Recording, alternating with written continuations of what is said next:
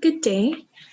My name is Chantal Edwards, and this is my final presentation, Literature Reviews, on the topic prevention.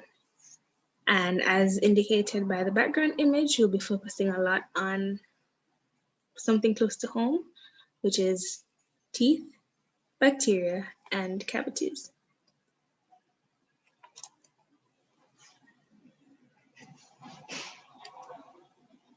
Our objectives for this afternoon include a description of our article, identifying our major topic, identifying the type of article used, determining the purpose of the article, providing a summary of said article, and then finally use all of that information to determine what quality article was it that was assigned.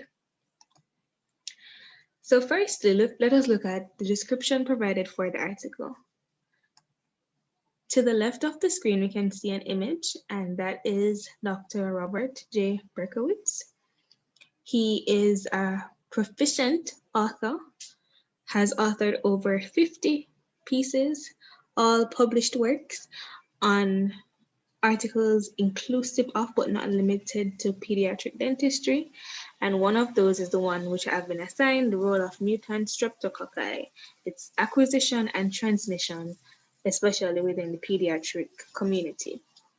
This specific article was published in the journal Pediatric Dentistry, and it is abbreviated as seen on the screen, published in the year 2006, volume 28, issue number 2, covering pages 106 to 109.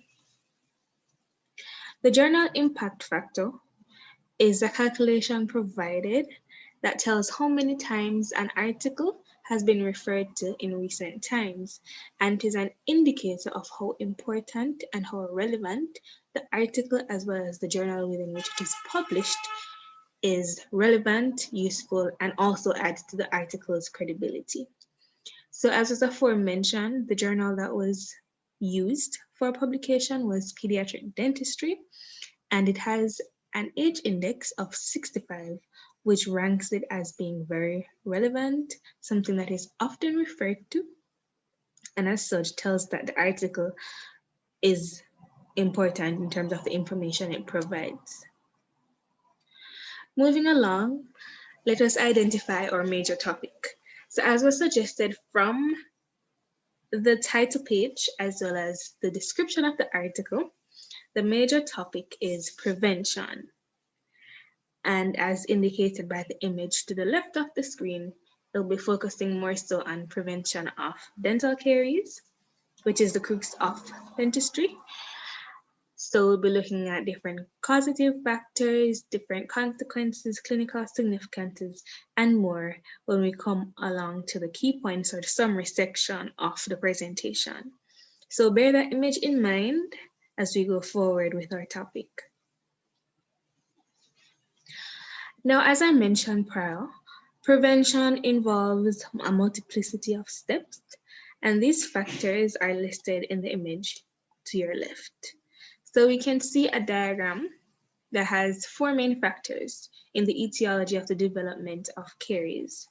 We have the pathogenic microorganism in the oral cavity, and as was indicated by the title, that would be the Streptococcus mutans species. We have fermentable carbohydrates, which acts as an energy and power source for these microorganisms. We have the tooth surface, inclusive of primary and permanent dentition. And of course, all of these things take place over a period of time. So all of these factors are things that would have to be addressed if one intends to prevent caries to begin with, but cumulatively, they all lend themselves to the formation of the disease that dental caries is. So let us look at the type of article that was assigned. This image, which is what I'm sure you'll be familiar with by the time we have finished presenting, basically summarizes the types of articles that could be used when one is determining different pieces of evidence to drive home a point or complete a research.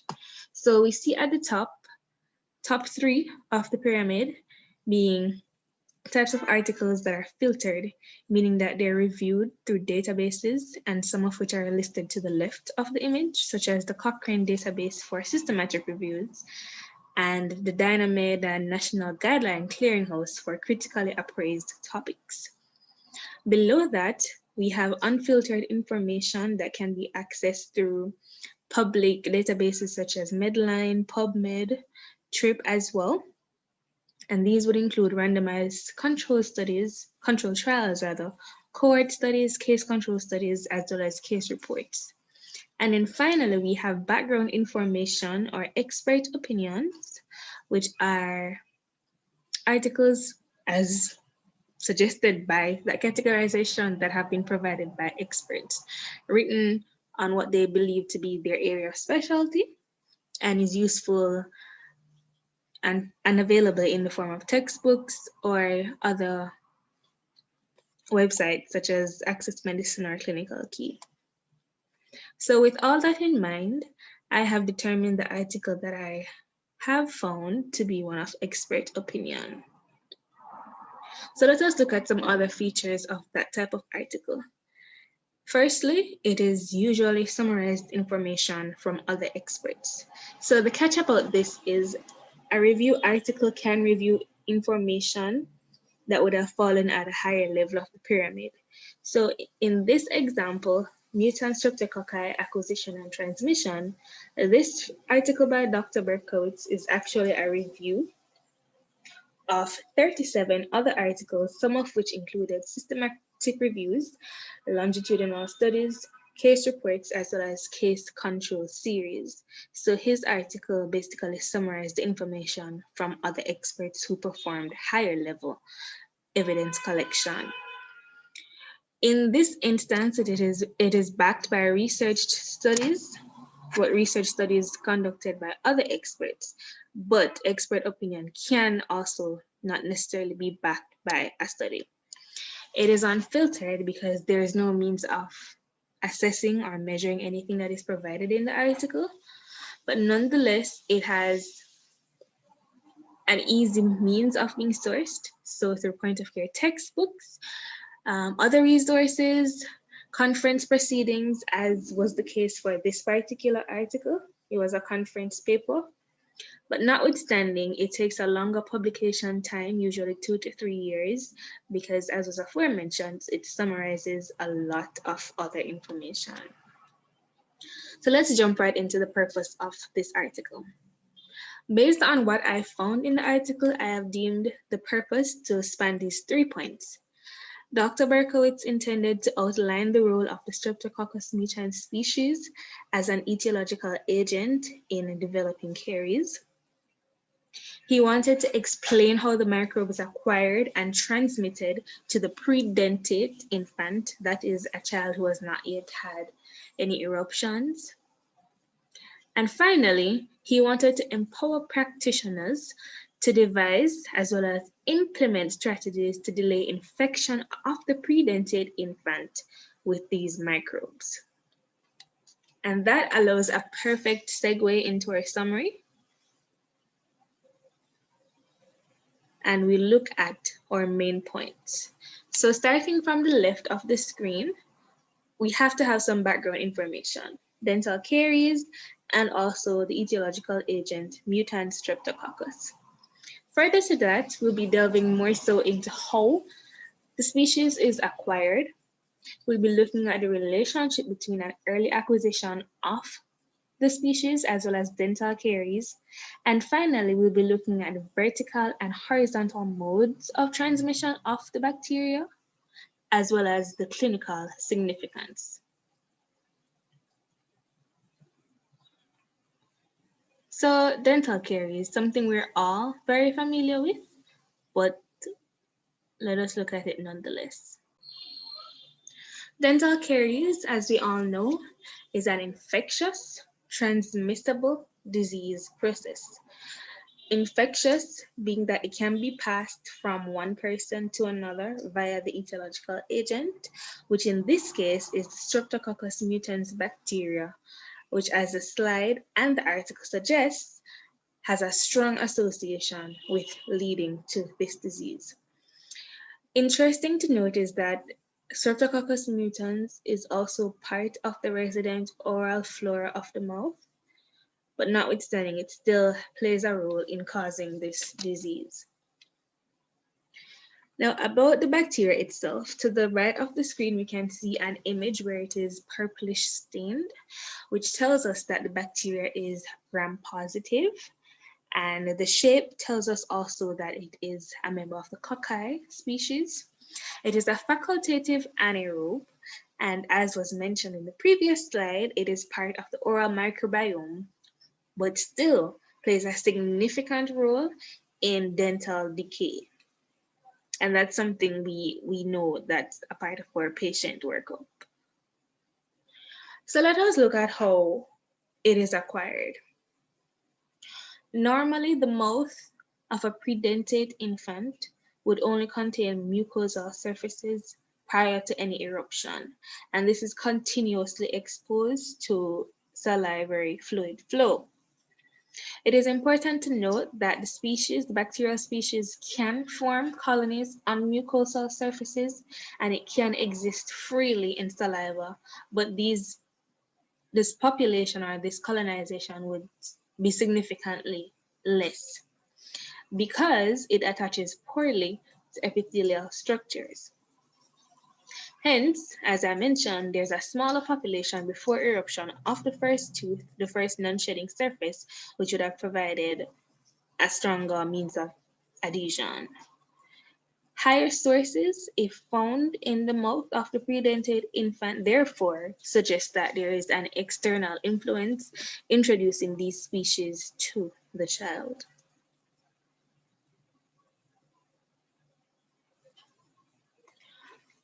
Now, what exactly is the relationship between early acquisition and dental caries?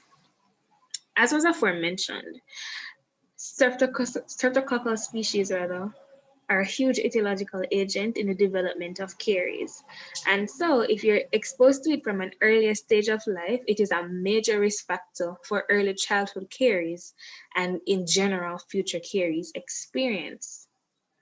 So if you have caries from your early childhood years affecting your primary dentition, the probability of you experiencing caries in the future with a permanent dentition tends to run higher. Now, this conclusion is supported by longitudinal studies as cited by Dr. Berkowitz in his studies, and it showed a clinical significance rather that having MS at an earlier age could be linked proportionally to having early childhood caries as well as future caries. So children with early colonization by MS, they ranked an average DMFT score at age 4 of 10.6. However, children who had a later colonization and through more natural or less externally influenced means had an average DMFT score at age 4 of 3.4. So that discrepancy alone in the DMFT score suggests that having that degree of bacterial colonization from age 4 significantly increases your risk for early childhood caries, as well as puts you on a path to developing caries in the future. And because of this, because of these conclusions drawn from longitudinal studies, several of which came to the same conclusion, then Dr. Berkowitz's conclusion as well was that it is important to interrupt this acquisition. Next, we will look at how the bacteria itself is transmitted. So there are two types, as was mentioned before, vertical and horizontal. Vertical transmission involves the transmission of microbes from caregiver to child. And because of societal patterns, the main reservoir is usually the mother. So from the mom giving her baby her finger to suck on to soothe him or her if he's crying, or if the mom picks up the child's pacifier, for example, and wipes it off.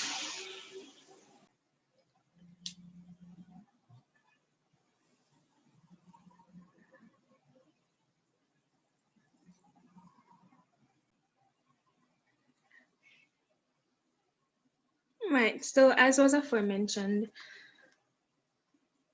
the main reservoir is usually the mother. So if the mother were to have, for example, wish to clean a pacifier for the child by first, for argument's sake, wiping it on her mouth or cleaning it off if it fell, and then putting the pacifier in the child's mouth, that would be a means of transmitting oral microbes from her mouth to her child. So these conclusions are supported by bacterial typing studies done on mothers and children. This was also a study quoted by Dr. Berkowitz, where the same pattern of bacteria were found in the mom as well as in the child to give the conclusion that it was transferred from mother to child. So other things that support this are the identical plasmids found in mother and children, as well as the identical chromosomal DNA patterns found in mother and child, suggesting that it was transmitted vertically. Another point that was made, but still warranted more research, was that the mode of delivery for the infant was also important. So it should be something that's considered in the pediatric medical history workup, as they found that infants that were delivered by C-section acquired Streptococcus mutans species at 11.7 months earlier than infants that were delivered vaginally.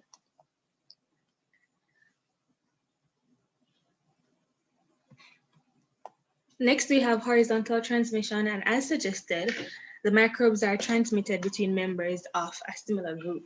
So between members of a family that's sharing the one household, for example. So you could be using the same fork to pass around a slice of cake, or students in a classroom who decide to share some ice cream and use the same scoop. That sort of dynamic would have transmitted the microbes horizontally, but within the pediatric or the predentate community, such as childcare, having cousins who are the same age in that group. So this brings us to the clinical significance of the article. And the most important takeaway was that there were recommendations subsequent to the publishing of this article by the New York State Health Department about how to maneuver these situations. The first of which, most importantly, is to simply reduce the MS reservoir in any caretaker for the child, and that would eliminate the vertical transmission pathway. So if the mother, siblings, or any sort of caretaker has active caries lesions, then it would be recommended that they receive treatment for it, and also decrease the bacterial population of their mouth by using fluorides as well as rinses such as chlorhexidine. Saliva sharing activities such as tasting food. A lot of moms tend to taste the milk or formula straight from the bottle before feeding their child, and that's a no-no practice. And it is highly discouraged to share toothbrushes as well. Another thing to consider is that the child should be evaluated by a dental professional before their first birthday. And this also helps in establishing a dental home for the child, where as soon as there is eruption of the primary teeth, the child becomes comfortable in visiting a dental professional as well as making it a habit.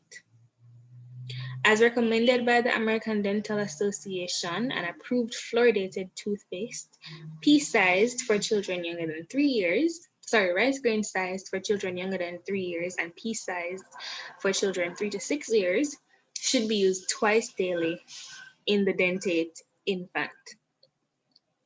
And finally, we should avoid decay-promoting feeding behaviors. So if the parent thinks that, oh, the child needs sugars to keep them calm, to keep them obedient, then that's something that should be avoided, as that promotes cardiogenic activity in the mouth.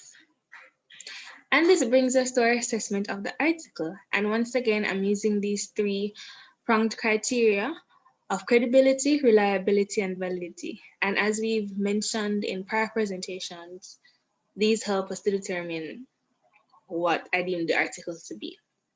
Credibility refers to its believability. Reliability refers to how accurate a measuring tool captures information and how much this same experiment can be done to capture the same results or similar results. And validity refers to how accurate whatever measuring tool was used in the experiment is and how transferable and generalizable it is to a larger population. So my answers are there based on what I believe the article did. I found it to be credible because there were a lot of instances where p-values were utilized. He referred to a variety of studies, that there were longitudinal studies, case control studies that were done, and all had numerical values to show that an experimental or a measurement with comparative and control data were used, and the review basically summarized what each of those articles were able to put together. So looking at that information with these numbers, it's suggestive to me that the article is credible. I found it reliable because after visiting a few of the references that he used myself, I could see that information there was correct. So if I were to have written a review by myself, or if someone else were to write a review using the same sources, because those persons carried out their experiment, then the information remains the same. So a mixture of expert opinion as well as filtered information from the references rendered this article reliable. Finally, I said it was not valid simply because, in and of itself, the article was not able to measure any specific variables, none were given. It was merely a review. So, whereas we can say that in a particular population, these results would have been valid for the experimenters who carried out longitudinal studies, etc., no such thing could be said of this particular review. So it has no validity in that sense, whether external or internal. So ultimately, I would deem the article to be credible and reliable, but lacking in validity, but notwithstanding something that is quite important to collect very useful information as an expert opinion piece. And with that being said, these are the conclusions I've drawn from my article. It explained the role of the etiological agent of caries, which is Streptococcus mutans. It identified the fact that the bacterial species is acquired through different modes, and that can be vertical or horizontal. And finally, as was mentioned, the article used was that of an expert opinion piece. So that, in this case, rendered it as acceptable information. In closing, are there any questions? And if there are, they can be directed to my email address listed to the left of the screen. And that is it. Thank you for listening, and I hope it was informative.